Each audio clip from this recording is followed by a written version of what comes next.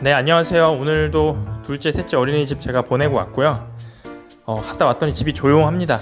집이 조용해서 뭘 할까 하는데 어제도 제가 밤 거의 샜거든요.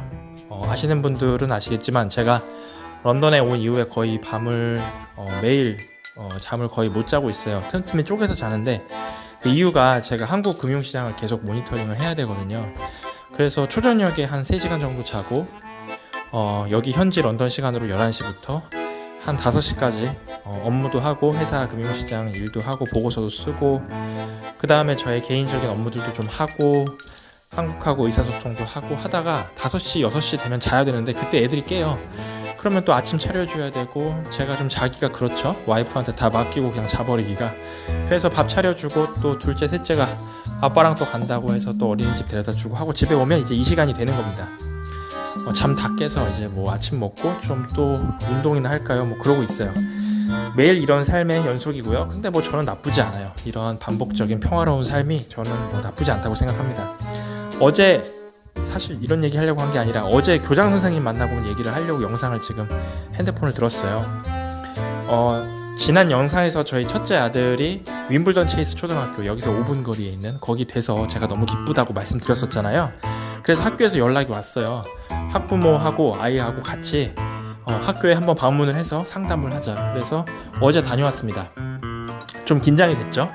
그래도 교장 선생님 만난다고 하니까 좀 옷도 좀 왠지 차려입어야 될 것 같고, 근데 런던에 올 때 제가 추리닝만 4개 들고 왔거든요. 그 다음에 후드티 3개, 딱 제 옷은 그것만 가져왔어요. 제가 딱히 옷이 많지가 않아요. 그래서 이거를 그래도 나름 추리닝을 입고 갈 수는 없을 것 같아서 좀 어떻게 할까 하다가 그나마 덜 추리닝 틱한 바지가 하나 있어서 그거 입고 롱코트로 딱 몸 가리고 그러고 갔다 왔네요. 하여튼 갔는데 선생님들은 다 마스크를 풀로 차고 있더라고요. 그 플라스틱 투명한 걸로 된 마스크를 얼굴을 다 가리고 있고, 어른들은 2m 내에 들어오면 안 된대요. 그래서 저한테도 계속 2m 떨어져라, 나는 너랑 2m 안에 들어올 수 없다, 얼굴을 다 가리고 있고.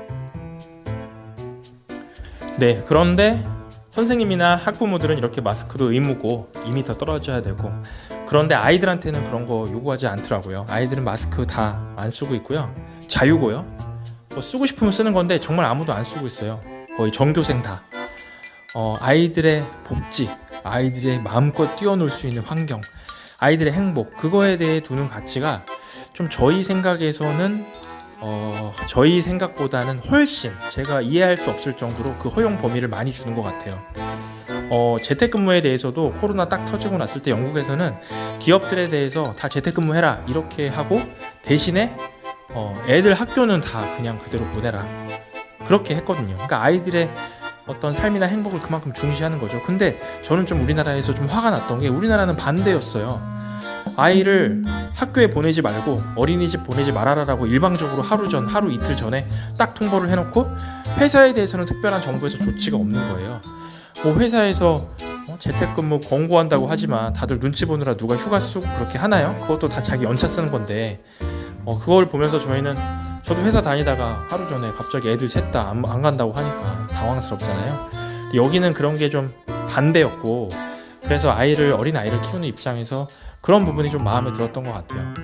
물론 이런 상황에서 아이들 마스크 안 쓰고 하는 거에 대해서도 좀 걱정도 있지만, 그래도 사고방식은 좀 그렇다.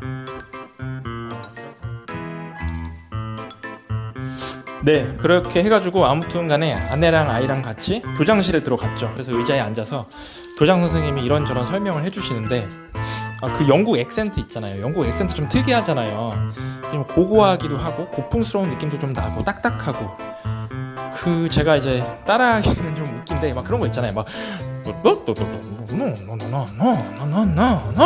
이런 거 있잖아요. 막 그렇게 얘기를 하는데 좀 되게 멋있기도 하고, 근데 진짜 특이한 건 정말 안 들리는 거예요. 제가 영어를 뭐 그렇게 잘하는 사람은 아니지만 그래도 한국에서 교육을 오래 받았는데 한 반 정도 안 들리더라고요. 진짜로. 대충의 줄거리는 알겠지만 미세하게 들어가면 놓치는 게 많더라고요.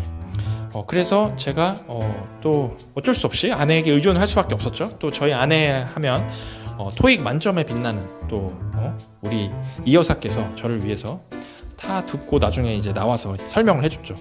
근데 이제 나와서 와이프한테 들어보니 제가 못 알아들은 게 엄청 많더라고요. 예를 들면 뭐 PE 키트 막 교장 선생님이 이런 말씀을 하시는데 PE가 또 저희는 또 그 PE가 에틸렌 계열의 석유화학 제품이잖아요. 그래서 PE 제가 막 그렇게 하고 있는데 나중에 들어보니까 PE 키트가 그 PE가 Physical Education의 약자래요. 체육 수업의 약자래요. 그럼 제가 그걸 어떻게 알겠어요?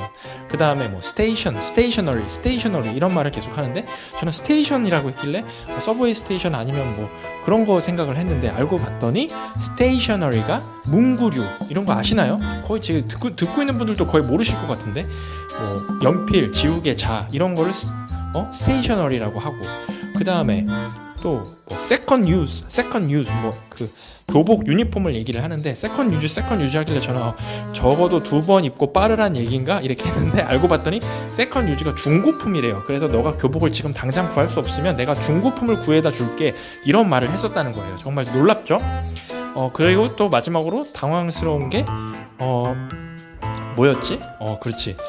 스티치 디자인 이 얘기가 계속 나왔어요 대화 중에. 그래서 이게 교복 얘기를 하던 중이었는데 여기는 다 넥타이 매고 애들도 바지 그 다음에 재킷에도 여기 오른쪽 가슴에 그 디자인이 있어요. 그 학교 마크가. 그래서 스티치 디자인 계속 하길래 저는 솔직히 이거 진짜 뻥 아니고 제가 집에 가서 이 마크를 잠바에다 오버로크를 제가 쳐야 되나 보다 이 생각을 했는데 나중에 알고 봤더니 스티치 디자인이 그 교복의 업체 이름이더라고요. 우리나라의 엘리트 교복 같이.